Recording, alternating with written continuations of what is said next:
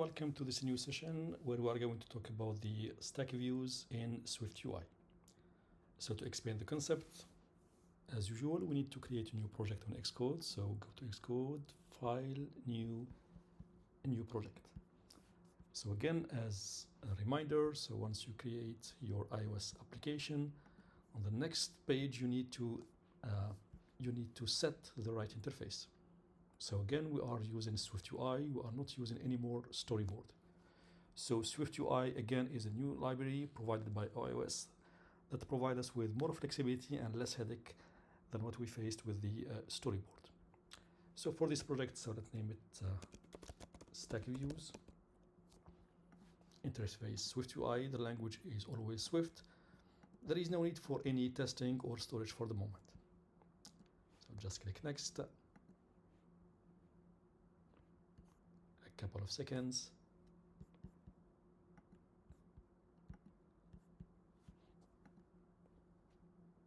And here we go. This is my usual error.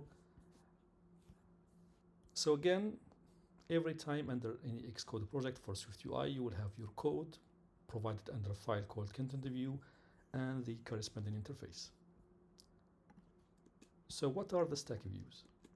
So the stack views are a kind of views that helps you order the views inside your interface.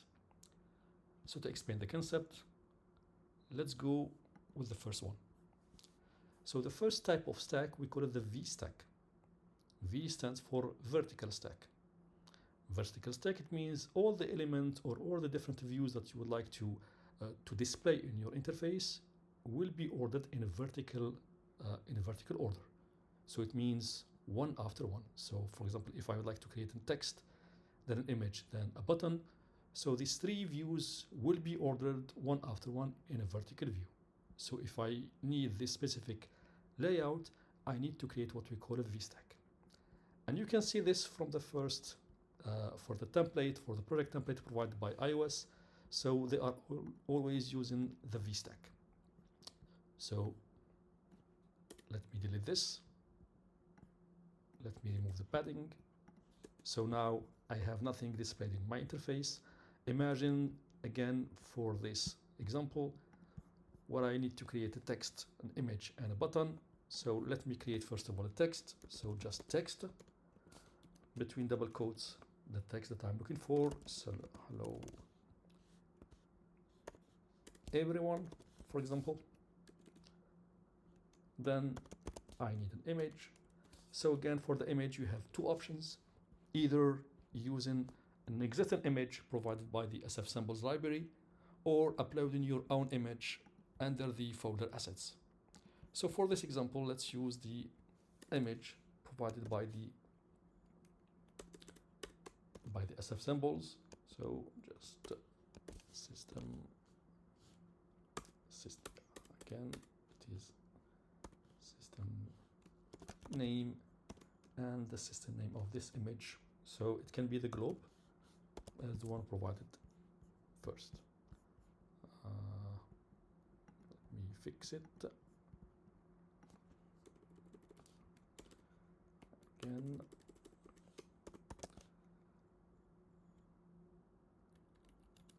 Image, system name.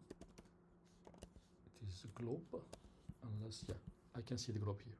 Okay, so as you can see, the globe or the second image appears immediately after the first text, and we can continue by creating another text or another button. So for the button, as a reminder, so it is just a button between parentheses the label of the button, for example, press me, and then the code if there is a need for any code for that button. So you see three UI views ordered one after the other one. So as you can see, they are, let's say, very close to each other. So if you'd like to create a spacing, so at that moment you need to add this property on the VStack. So after the keyword VStack, open just parentheses, and you can simply say spacing. No need for this, pay attention with this. and you have to give a number for the spacing, for example, 50 or 40 pixels, and you can see we created enough space between the different elements. Maybe 40 is too much, let's make it just 30. Now let's have a look again to our different views. So we didn't add any modifiers, so it's time maybe to customize a little bit these different views. So for the text, again, for the modifiers, you have simply to press return, enter a dot, and select among the list of modifiers available for every UI view. So let me make it bold. So now it is bold. Let's, for example, change the font. So for the font, you have either predefined list of fonts, title, large title, etc., or you can use a system, the font with the predefined size, okay, like the one that you can see displayed now. Let me use the predefined one. So let me use title, for example. I can continue with the color. So foreground style. Let's make it orange, and that's enough. For the image, so the same thing, we can make it resizable. Again, scale it to fit. So this is too big. We can put it on a frame to control more the size. So we have the width first. Let's make it 50, and the height 50 as well. This is only one method, but you can apply any other method.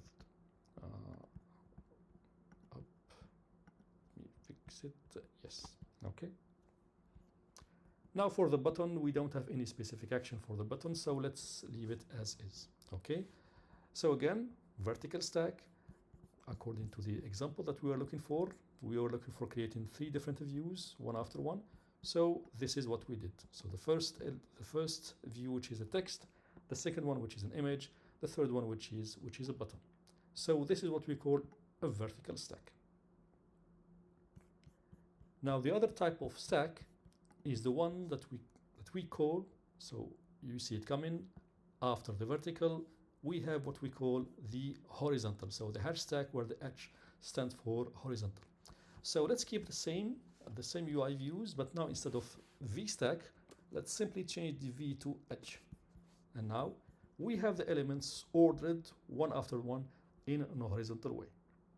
So as you can see, if we have to compare this with the storyboard or with the UI kit, there is no need or there is no headache to manage the spacing between the elements and add in the constraints. So everything is done automatically or managed automatically by SwiftUI.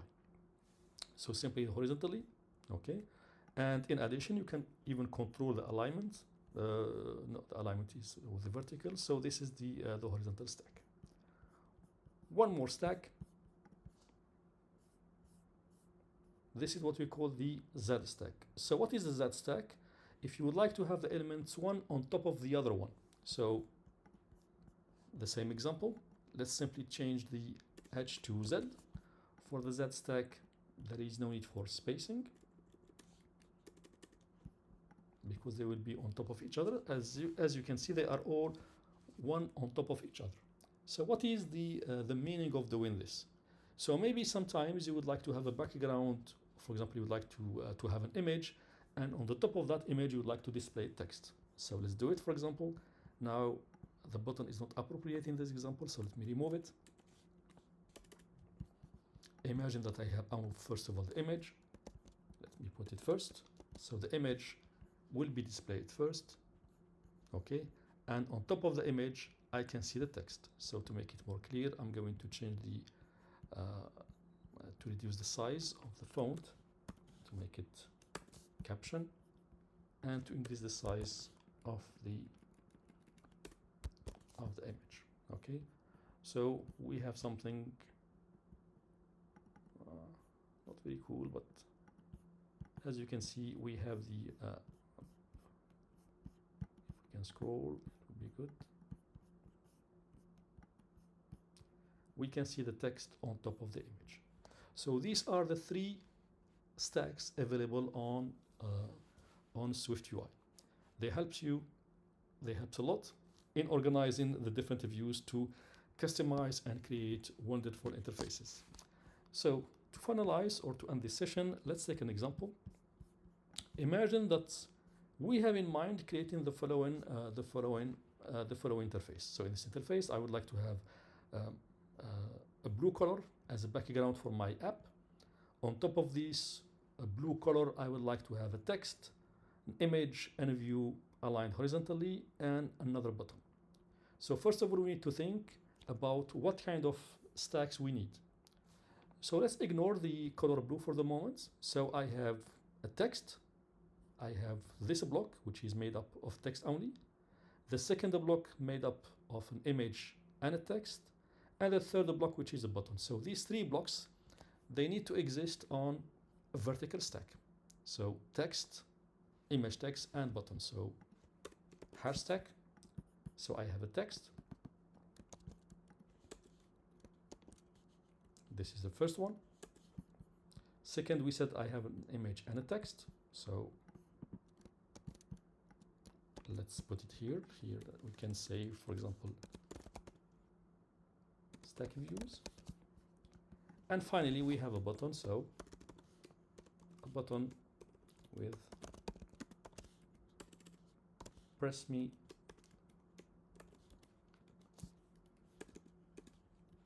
and some code. So here we said that we need a vertical stack to get them all ordered one after one. So what we did, or what we got, so we got the first text, image, second text, and a second image. It is almost what we need, but if we pay attention, we would like to have the image and the second text on the same line. They need to be horizontally aligned. So how to do this? So simply this image and this text, instead of having them vertical, we need to put them inside a vertical stack, a horizontal stack, sorry.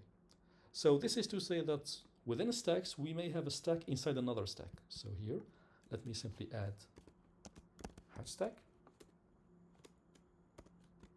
Inside this HStack, I will put this image and this text, and let's close the HStack here. Now, as you can see, I have the first text, an image, and the second text, and then the button. Let me reduce the size of this image. This looks horrible. So let's make it 50-50. Okay. And one thing regarding the vertical stack that we didn't see yet. So you can see they are all, in terms of alignment, they are centrally aligned. So we can also play with the alignment. So it is part of the properties of VStack. So simply inside the VStack, once you open the parentheses again, you can simply add alignment.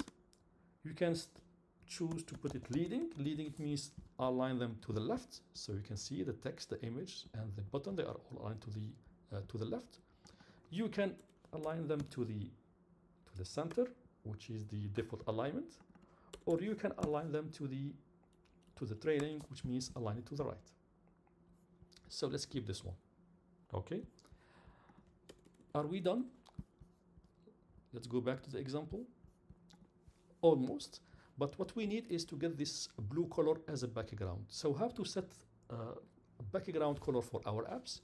So you may think that it is simply here. We need to add here simply color dot blue, and that's it. But in fact, it doesn't work like that, because if we reduce the app, you can see that Swift simply adds this color as part of the vertical stack, which makes sense, because we said put a color, add a text, this a block, and then another button. So what we want is to have this blue color as a background for all these elements. And this is exactly the role of the ZStack, if you remember. So the ZStacks allow you to have one element on the back and the other elements on the top of each other. So here, the whole VStack, I'm going to put it inside one ZStack.